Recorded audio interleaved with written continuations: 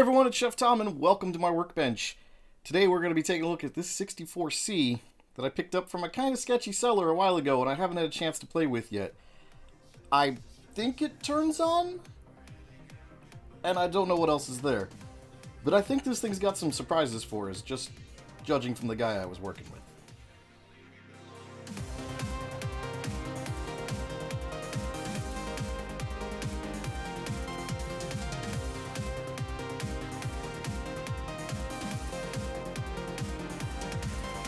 So I just spent like 15 minutes looking for something that I then realized I don't actually own.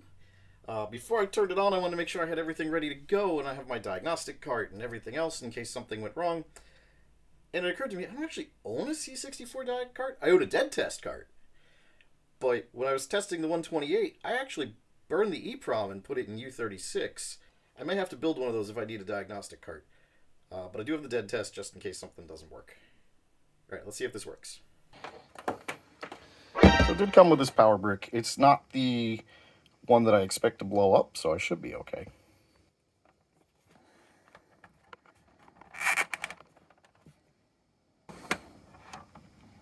Make sure we get this in the video one. It's always the one closer to the RF pit modulator.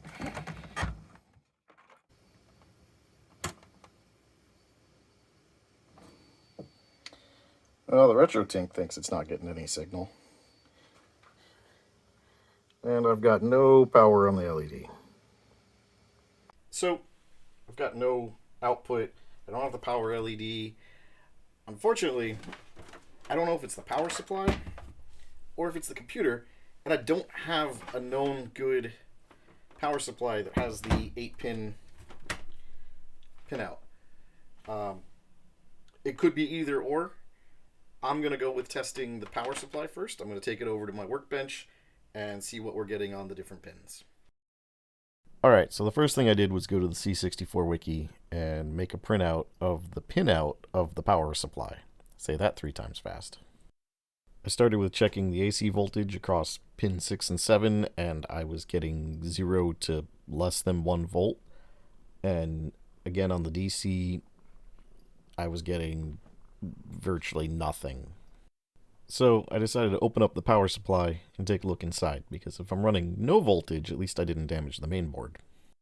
In a case of the exact opposite of the epoxy blob power supplies, neither of these components are attached to the case in any way other than the friction fit of it being closed. And that is one chonky boy of a transformer. So the standard YouTube disclaimer: don't try this at home, this is live voltage, there's mains power, this could kill you if you're not comfortable with it, don't do it. But I need to see what's wrong. First thing I'm going to check is across the black and white wires, because that should give me 9 volts AC. It is giving me nothing. Just to make sure there's nothing wrong with the wire, I checked the mains voltage, that's coming in just fine at 120 volts. I checked across these red and green ones, which should also give me 9 volts, and is also giving me nothing. Then I unplugged it and checked the continuity on the fuses, which both seem to be fine, leading me to believe that this transformer is just blown. Well, since this is all the same voltages as the C128, just in a different pin configuration, I guess I'll have to hack into my C128 power supply and turn it into the universal power supply that I said I was going to make someday. So now I'm being forced to make it. I don't want to just cut off the C64 plug, so I'm just going to desolder everything and make it completely reversible. If you haven't seen my custom-built C128 power supply video, you can check that link in the top corner right now. I have to cut out a notch to be able to run both wires out of this, but that's okay, I have another project box and I want to redesign this anyway. I have hacked the C64's power connector into my C128 power supply that I built. The funny thing is, both components used to make the C128 power supply are actually powerful enough to run multiple computers, so the universal power supply is not actually that crazy of an idea.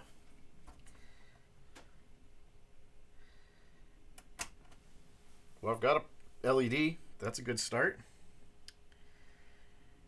Jiffy DOS 601. input, composite. There we go. I was trying to use the S-video input. Okay. It boots up.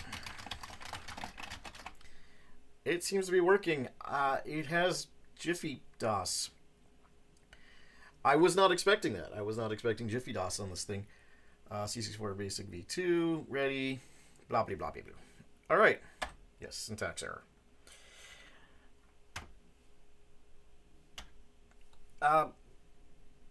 It seems to be working. The picture isn't particularly clear, but that could just be the fact I'm using composite out, and I need to get an S-video cable in there. But it's got Jiffy DOS, so I wonder what other surprises we're going to have in here. 12 seconds later. You have got to be kidding me. Those are Torx bits. What? And if torque bits are totally normal for a 64C, because it's my first time inside of one, please let me know in the comments so I'm not shocked next time. Originally I had video of me waving my hands over the board and pointing at things like I knew what they were, except I didn't, so I went back and took a much cleaner still photo so I can go down the board and talk about everything in order. Starting all the way on the left, we have our first CIA. This one is a 6526A variant that can run at 2 MHz, even though we still only have a 1 MHz clock. And then our character ROM. And then this switchable Jiffy DOS ROM, which works in this last revision of the motherboard because the kernel and basic are combined into one ROM instead of two. And then this apparently runs a wire up to a surface-mounted toggle switch, which either selects the high or low bank of the EEPROM. That's the only way I can figure that works.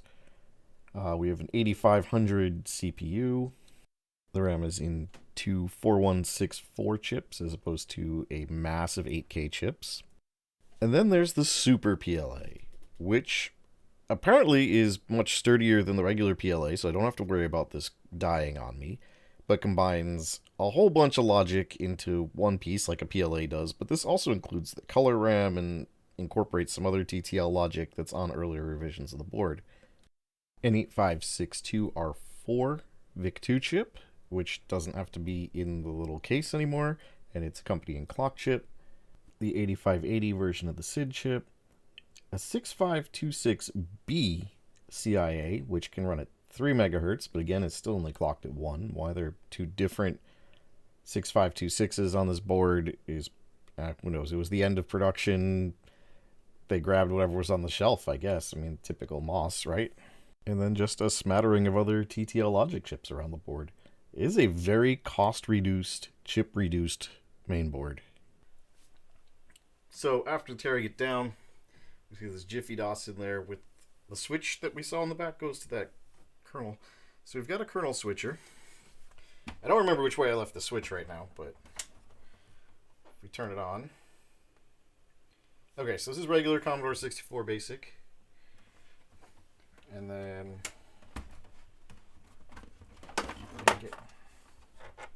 can't really get my finger in there. No, I really can't get my finger in there. Okay. Let's get something, a little screwdriver. Alright. So if we push in the button.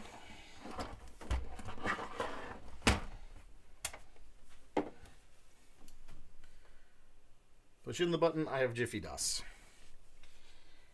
Okay. What I'm curious about is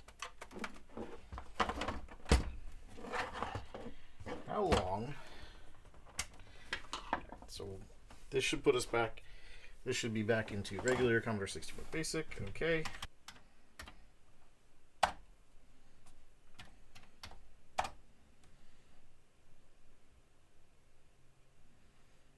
All right. So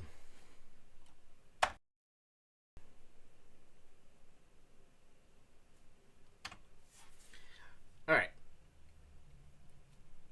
The SDDIC is already faster, so I don't know if it's going to make a whole lot of difference.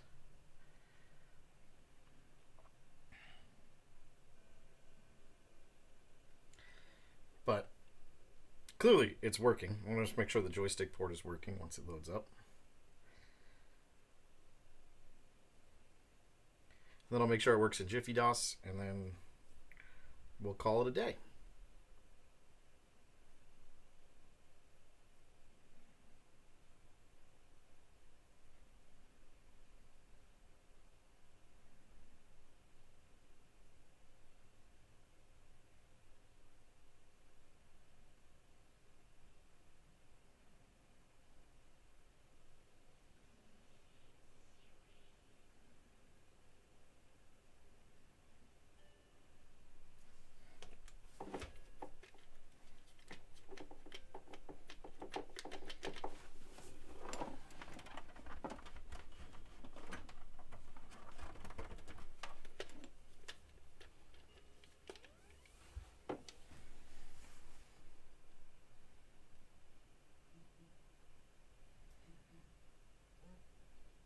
Maybe?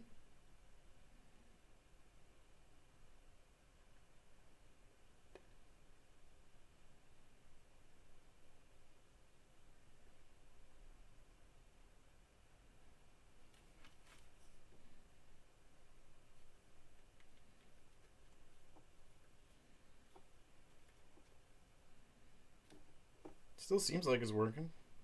It's just slow. There we go. Beginner. 1. Let's go.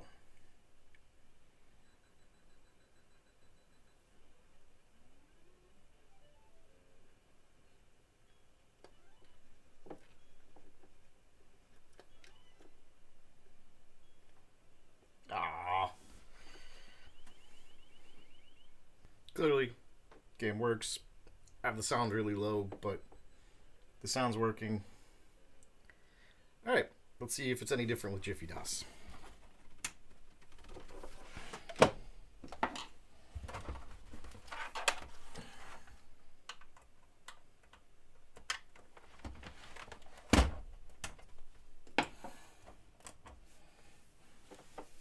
Got Jiffy DOS.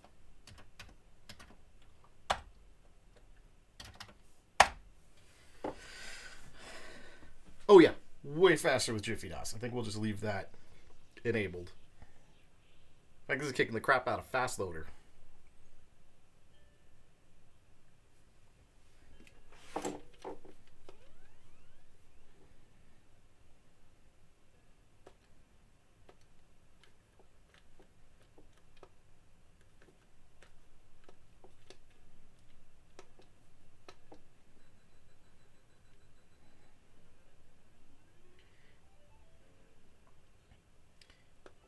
Gameplay itself not making a whole lot of difference, but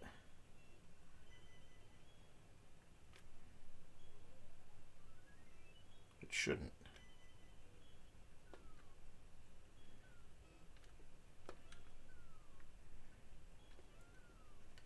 Aw. There we go. Yeah, loads levels faster, loads everything faster. We'll keep Jiffy DOS running on this guy. So that is a perfectly functional Commodore 64c. It does need some retro bright, but it's winter in New England, and it is way too cold out for me to actually retro bright because you need some heat. It's about 50 for the high today. Would not be warm enough for it to actually do any work outside, and I don't think I can do it inside. As far as what I want to do with this machine, much like the C128, I just want to put in the Clearview 64c. I think I ordered one with my 128. I don't recall off the top of my head. I will have to go through my stuff and see if I still have one. If not, I'll order another one. It worked great for the 128. I expected to do the same with the 64c. I've been doing some construction here in my basement lately, and there used to be this old dry bar in the corner behind me, and I've taken that out and started building it a closet so that I have more space to store these computers as I save them, and the parts I need to repair them, and all the parts I need for any other projects. Additionally, it's created a piece of wall I can use where I'm going to actually mount the TV up on the wall and put in a shelf to hold the retro tank and everything else, so that I'll have one spot where I can work on everything, and I won't have my workbench behind me and my workstation over here and my computer over here. I'll be able to do everything on the workbench with the retro computers, which means I'll be able to just set them all up and connect them to the TV while they're still on the bench, rather than having to go back and forth, which I have to do right now. And that's going to be great. That should be done hopefully in the next month or so, between the closet and getting that mounted up. I've already got the TV wall mount, and obviously I have the TV and everything. I'll build a little shelf out in my shop. So I'm excited to do that. I'm also trying to move to 2 videos a week. This may take a couple of weeks before I'm fully in the swing of things, and it might be a little... You might be seeing videos like every 5 days till I get a cycle down, but I'm working on it. I've got more videos coming up on the C128. I finally, thanks to my friend Matt, was able to get a hold of a Raspberry Pi Zero, which means I can do the 80 column to HDMI adapter that I've been waiting to do for so long. I still haven't been able to get my hands on one. As we all know, all the Raspberry Pis are short in the world. I did get one, but I will be doing the 80 column mode for the C128 very soon. I'm excited about that. It's going to be fun, and I hope to see you next time. Thanks for watching. If you enjoyed this, go ahead and press that subscribe button in the center of the screen. I've also got a couple other videos I think you might enjoy.